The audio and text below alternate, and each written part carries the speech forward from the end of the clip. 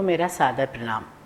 मैं doctor E Anuradha, assistant professor of Hindi department, आपके सामने उपस्थित हुई हूँ कबीरदास और उनके दोहे को लेकर। कबीरदास जी का जन्म संवत 1455वीं सदी माना गया है। उनका जन्म स्थान काशी के उत्तर प्रदेश माना गया है।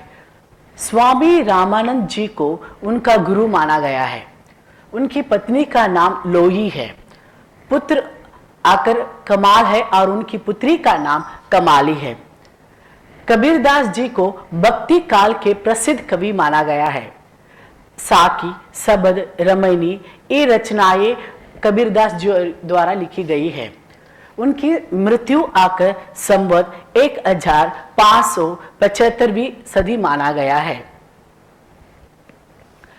कबीरदास उन्हें काशी के समीप लहर तालाब के किनारे से नीरू और नीमा नामक जुल्हा दंपति ने उन्हें पाल पोस कर बड़ा किया और उसका नाम कबीर रखा है। कुछ विद्वानों का यह भी मानना है कि कबीर किसी विधवा ब्राह्मणी के पुत्र थे। कबीर की भाषा हमेशा सदकड़ी एवं पंचमेल खिचड़ी है।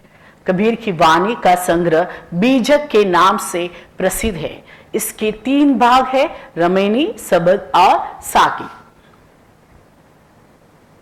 अभी हम पहले दोहे में देखेंगे।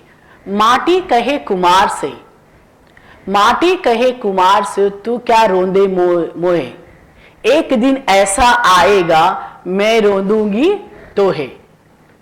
माटी कहे कुमार से तू क्या रोंदे मोहे, एक दिन ऐसा आएगा मैं रोंदूंगी तोहे।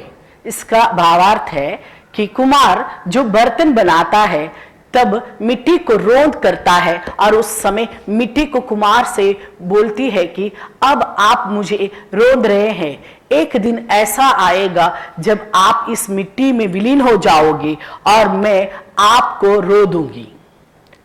तो इसका अंग्रेजी अर्थ इस प्रकार है। When potter makes the utensils, he shapes or molds the clay. At that time, the clay tells to the potter that right now you are making me cry. You are making me cry. A day will come when you will merge into the same clay and I will make you cry. तो हमें कबीरदास बताते हैं कि किस तरह आकर कुमार आकर मिट्टी को रोंद कर एक बर्तन का आकार देता है, उसी प्रकार एक दिन ऐसा भी आएगा, मिट्टी आकर इंसान को आकर, जब एक इंसान का मृत्यु हो जाता है और उसे आकर मिट्टी में दफना दिया जाता है, तब मिट्टी आकर उसे खा जाता है। तो यही आकर उन्होंने अपने शब्दों में व्याख्या की है। अभी हम देखेंगे दूसरी दोहे में। गुरु गोविंद दो कड़े काके लाग पाए, बलिहारी गुरु आपने गोविंद दियो मिलाए। गुरु गोविंद दो कड़े काके लागू पाए, बलिहारी गुरु आपने गोविंद दियो मिलाए।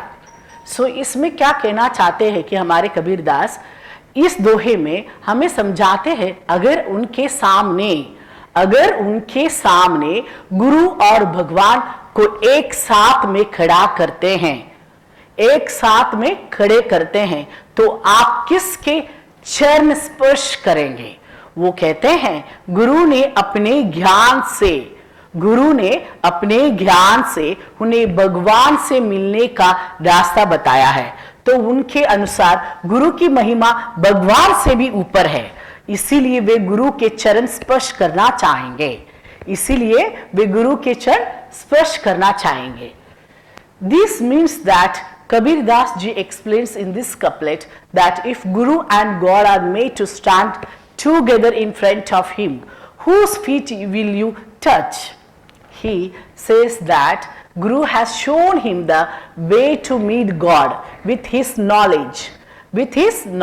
So according to him, the glory of Guru is above even God. So he would like to touch the feet of Guru. अभी हम देखेंगे तीसरे दोहे में कबीरदास जी कहना चाहते हैं कि ऐसी वाणी बोलिए मन का आप खोए, ऐसी वाणी बोलिए मन का आप खोए औरों को शीतल करे आप हो शीतल होए, औरों को शीतल करे आप हो शीतल होए।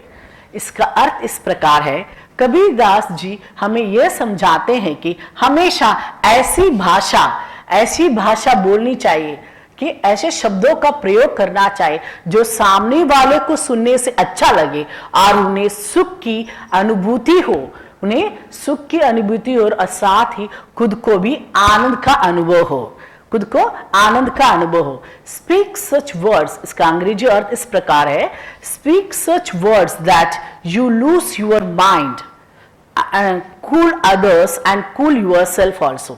हम ऐसी भाषा शब्दों को प्रयोग करने से आगे वाले चाहे कितने भी गुस्से में हो उन्हें आके हम शांत करने की प्रयत्न कर सकते हैं। इन कुछ शब्दों से मैं आपसे लोगों के सामने से विराम लेना चाहती हूँ। धन्यवाद।